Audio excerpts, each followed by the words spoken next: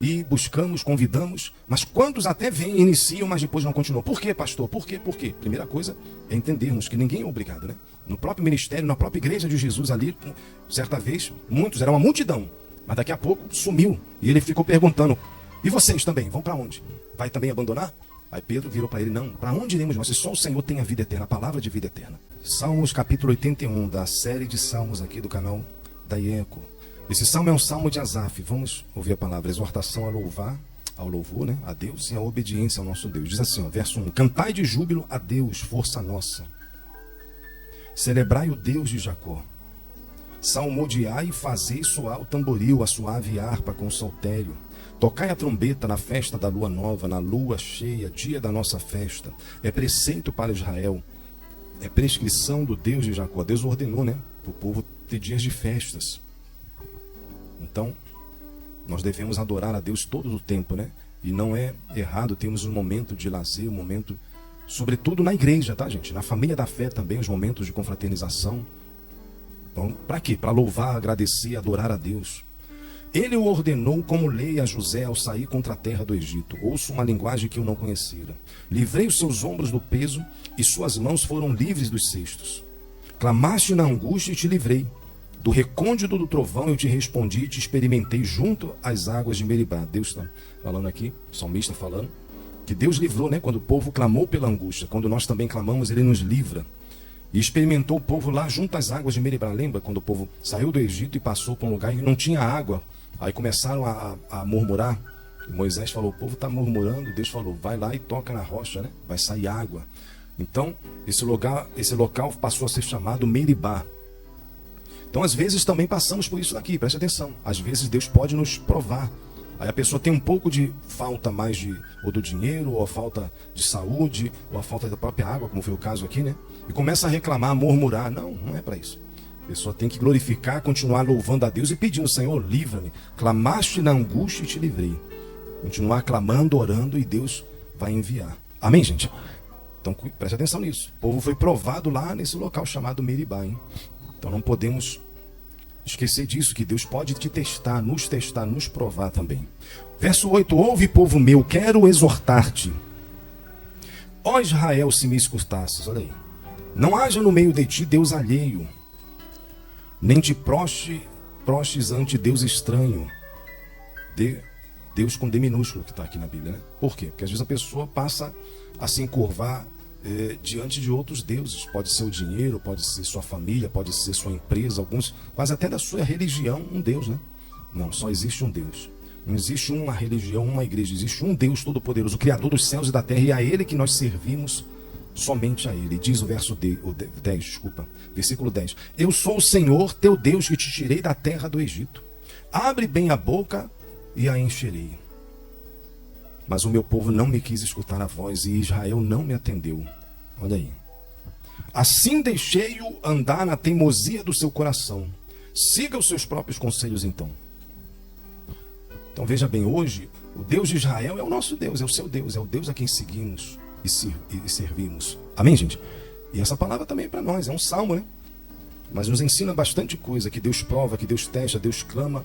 Quando clamamos na angústia, Ele nos ouve. E que devemos louvar a Ele em todo o tempo, em qualquer situação. Mas Ele diz, olha, o meu povo não quis escutar minha voz, não me atendeu.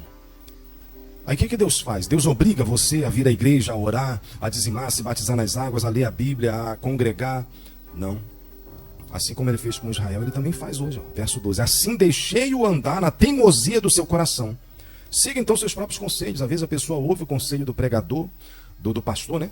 Da mensagem, algum irmão, a pessoa que ele atendeu, e a pessoa não dá ouvido ao conselho de Deus. E foi o conselho baseado na Bíblia, na palavra do Senhor, mas a pessoa não ouve.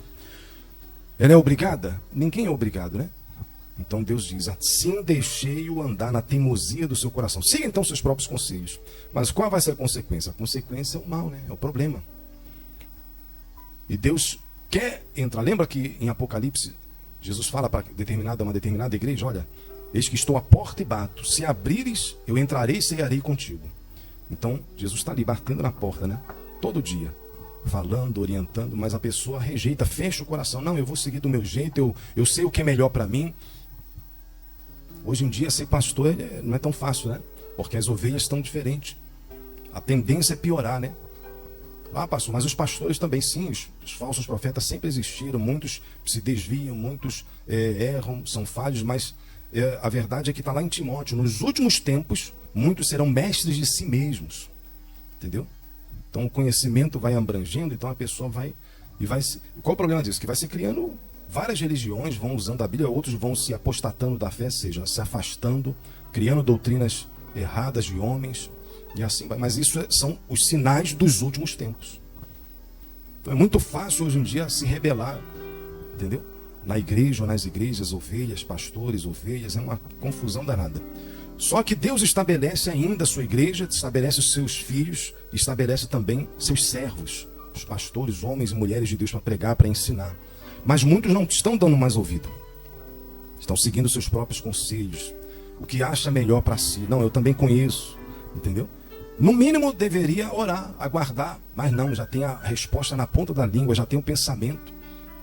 E nós temos que tomar cuidado com isso, para não quebrarmos os princípios de Deus. Verso 13 diz de novo: ah, se o meu povo me escutasse, se Israel andasse nos meus caminhos, eu de pronto lhe abateria o inimigo e deitaria a mão contra os seus adversários. Está vendo? Escutar a quem? Ah, mas aquele pastor, o pastor aqui da igreja, ou outro pastor eu vi na internet, eu vi na televisão. O que está de acordo com a palavra, você e eu devemos receber. O que não está, não. Lembra, tem aqui no canal da igreja, né, sobre o profeta velho, né, que estava mentindo, a profecia era mentirosa. Então nós temos que ser como os crentes lá de Bereia, lá em Atos fala, que eles examinavam as escrituras, ou seja, para não quebrar os princípios, para não seguir maus ensinos. E por que isso é importante? Para não quebrarmos os princípios de Deus.